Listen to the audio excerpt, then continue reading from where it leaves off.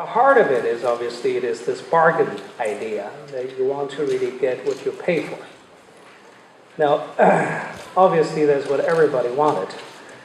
And if everybody wanted the same thing, you would think that all of the professional investors will be value investors. And that's just a further thing from the truth. In fact, value investing, as it's properly practiced, constitutes a tiny small minority of all the investment professionals. Majority of the people hold different views.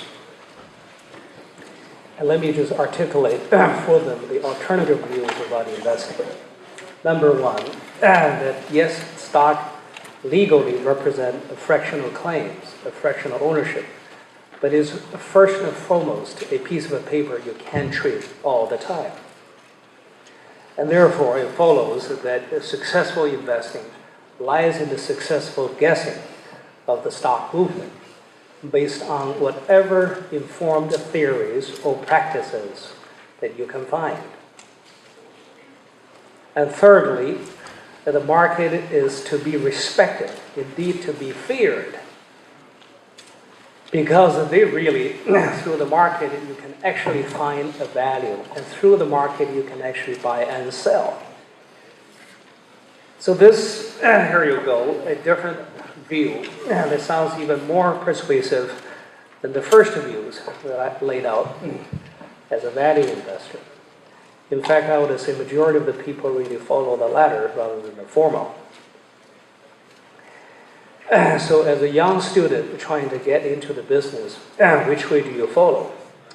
I would suggest that before you do that, you would go to some fundamental studies as to the result of various different approach and philosophies. Unfortunately, there has been numerous studies have done because we kept a pretty good track record of the last 100 years at least. And all the studies have given an unmistaken conclusion that the true value investors, as it properly practiced, have consistently outperformed the market, whereas just about all other strategies either match the market or severely underperform the market over a long period of time. Now you can dispute the result of it, but I think the evidence is pretty persuasive. And so the question becomes, if that were the case, of course the study also concluded that the true value investors, that is properly practiced, really are a tiny small percentage of investing professionals.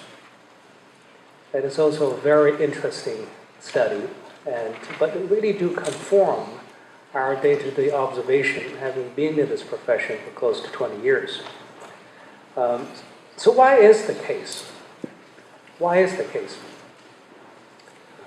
If the empirical studies conclude overwhelmingly that going through the value investing is the way to go, and the philosophies and the practice are being well articulated for 7 decades, and well practiced and indeed publicized by tremendous successful examples such as Mr. Buffett, as we just mentioned, why not more people follow what they do?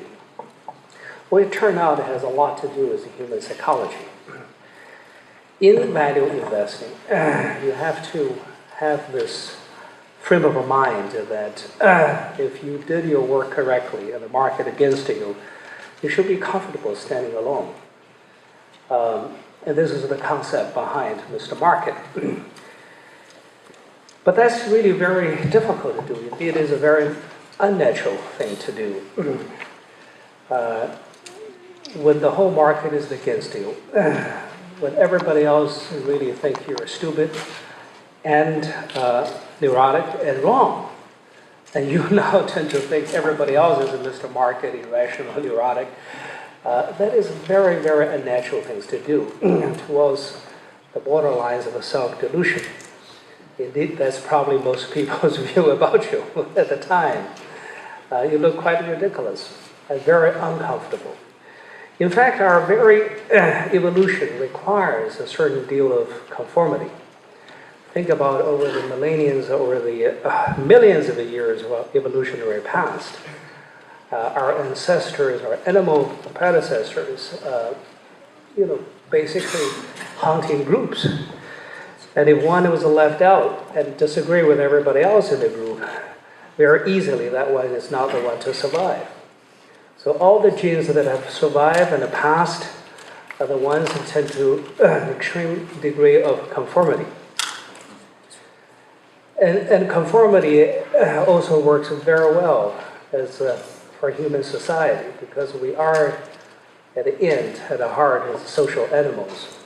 We need that sense of glue of conformity and sympathy, compassion to bring the society in peace and live together.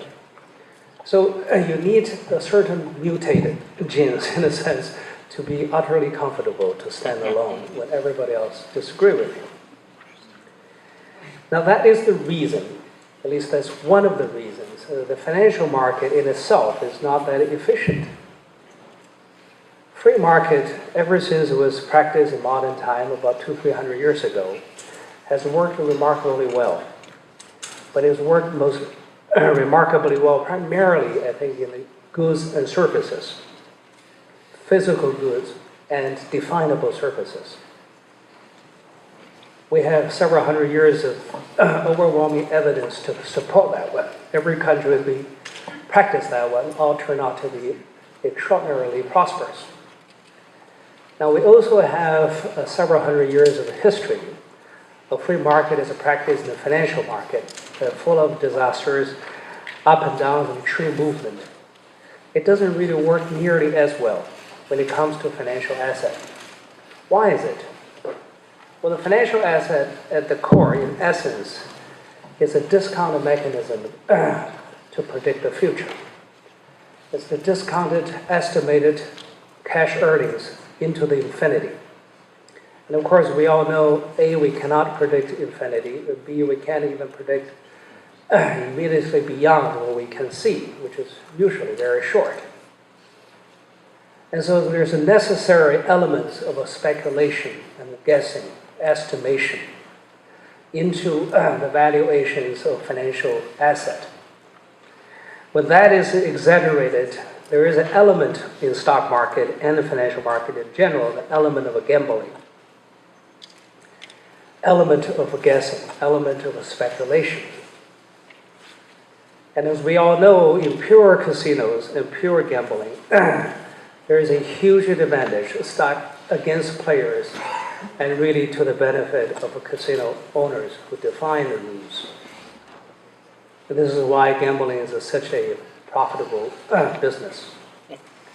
And yet that has never really persuaded the people away from gambling. There is a certain element that really fit human nature to love gambling. Even if everybody knows the odds are stacked against them. That has never prevented gambling from a very big business, especially when it's allowed and sanctioned by the government, such as a practice in Nevada or Macau and certain different geographies around the world. And so there is some aspect of that one in the financial market as well. And this is the reason why that it does not work perfectly well, as recently illustrated by the 2008-2009 financial crisis, which is only in the stream of a long history of financial crisis. But it doesn't really mean that we have a better way of dealing with that. So it's just as Churchill said about democracy, is perhaps the worst except when compared with all the others. And so is the market. So is the free market when it comes to a financial asset. It doesn't work very well. It certainly doesn't work nearly as well as goods and services, but it's still one of the better ways we have come up with in terms of facilitating the flow of financing, which is vital for the workings of modern economy. So it works. So that really is to give us the challenge as a value investor, a true value investor. You just have to really reframe yourself from betting too often. Knowing that the financial market doesn't really work too well, but a lot of the time it works reasonably well. And so you want to really wait for the extreme situation before you can really make a bet, so that you have A, enough of a margin of safety, and B, that you can actually stand against the whole market when that do happen. That requires an extreme discipline of demanding a large amount of margin of safety.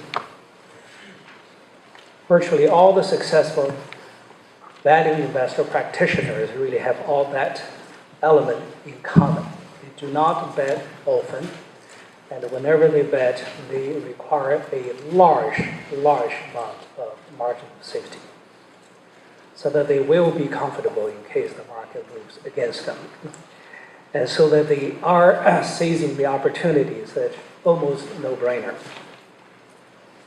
And that really is the most difficult challenges. Most people really do not really have the necessary discipline, mental discipline to do that.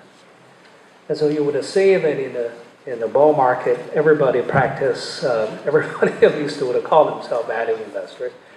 They buy something, they think there is a 20% discount to what they think is an intrinsic value. And when it goes up, they really trump themselves as a successful, intelligent, and value investor. But then the market really against them, which is very easy. 20% of discount is almost within the error, margin of error in a sense.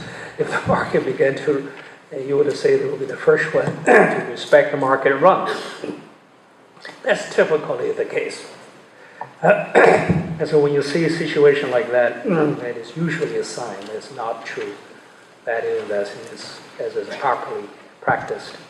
So as a young student and a young analyst or somebody who's interested in finance, I would strongly encourage you, the best way to do that is to study the successful practices in real life examples or history, but study very well all the examples of the great value investing decisions.